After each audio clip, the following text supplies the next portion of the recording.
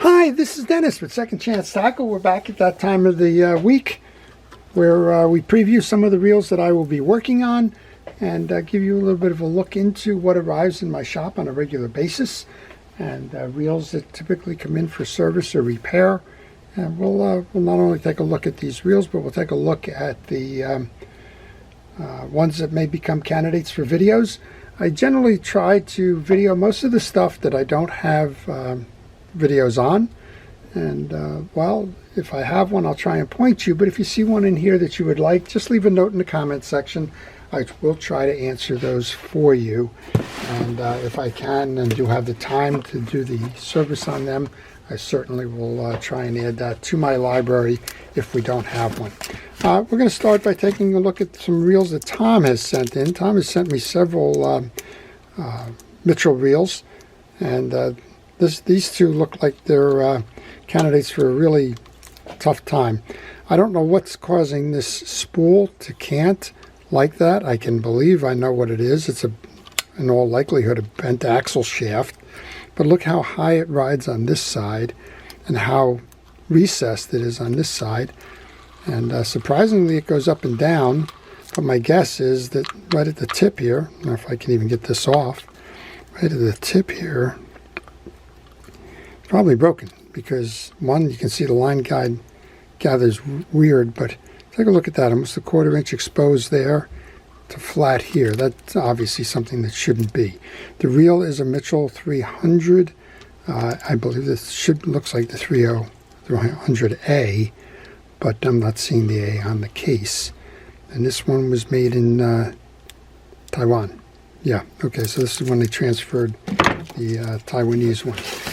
So Tom likes to fish his Mitchell reels, and here's a 1040 Mitchell with a bad bail. I don't know if this one can be saved.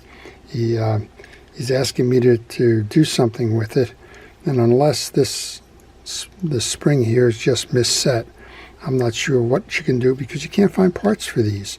These were a kind of a limited edition, if you will, later in the series. And well, they just those parts are long gone by now. But I'll see what I can do, and I'd like to keep Tom in it and fishing, so we'll go with that. So here's a project that's my personal project. I traded a fellow some reels for some parts reels, and this was in the parts batch. So what is this? This is an Accurate frame.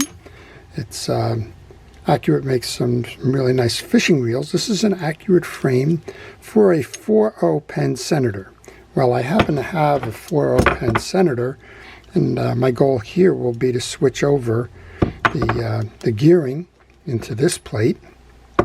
Then I think I got to find a better spool. This spool is kind of beat up here, and who would want a nice shiny Accurate frame reel with a pretty rundown and kind of worn, ugly looking spool. So I'm going to take the gears out of this, put that on, and then check my parts bins or whatever to see if I can find a better reel. This is, I believe, billet aluminum. Very beautiful reel all around, and it was as part of a trade. So my thinking on this one is probably, I don't know, $100 worth of frame parts there, whatever. So we both made out well. We both agreed that those would be some things that I'm not going to use, and some things that he wasn't going to use, and we kind of just swapped them out, and I think we're both happy at the end of the day. All right, this one comes in from Peabody, Massachusetts. Let's see what we got. I got an Orvis fly reel. Let's see if batten kills are always nice. Inside the box we have a Daiwa box. This sounds like Russian nesting. And inside that we have the BG15. Now, one of our viewers, Chris, just asked me about these reels. This one looks like a beauty. Sure seems like a beauty. My guess is it's just in for a tune-up. We'll certainly do that. And we'll do this one as a video. I don't think I have the video on the Black Gold 15. There's a nice reel all around that Daiwa made, and it's one that is still treasured today. And while it still carries its namesake, BG, although they're into much several different lineups at this point, This looks like another BG. Looks like a bigger one.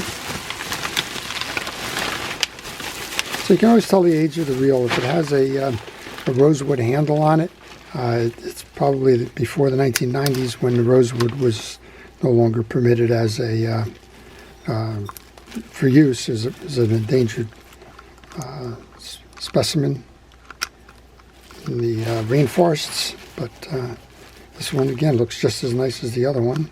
Ooh. So we have a problem here, or do we? I don't know. Okay.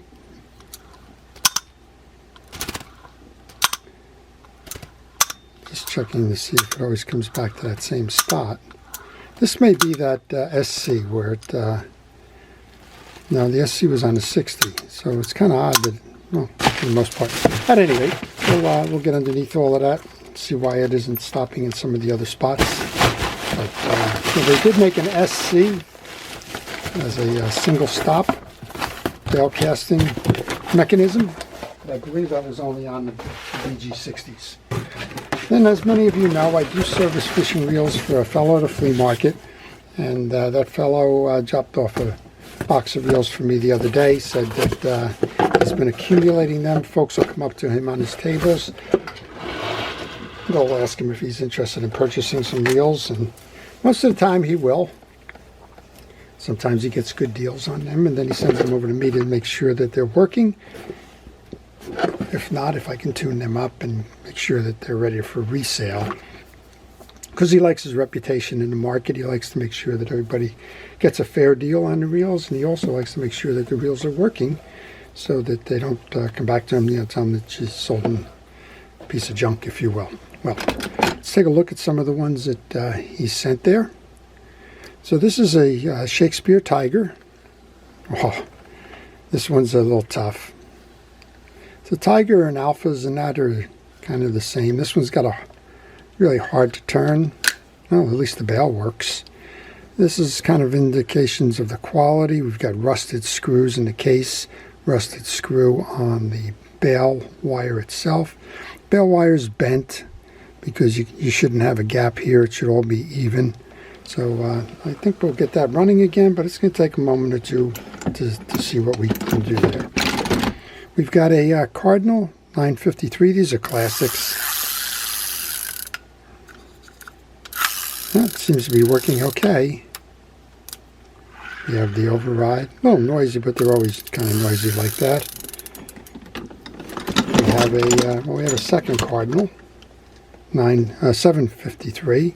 Both of those are rear drag reels. This one has the fast cast mechanism, and it should always return to where you're casting.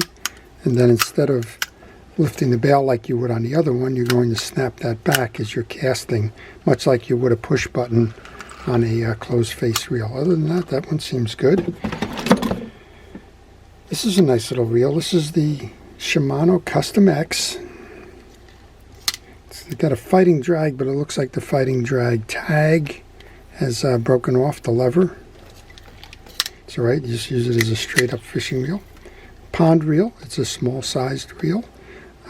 It's got the R1, which is probably the smallest of the reels that they do. But we'll make sure that it can go working even if we can't restore the fighting drag. Here's a beauty.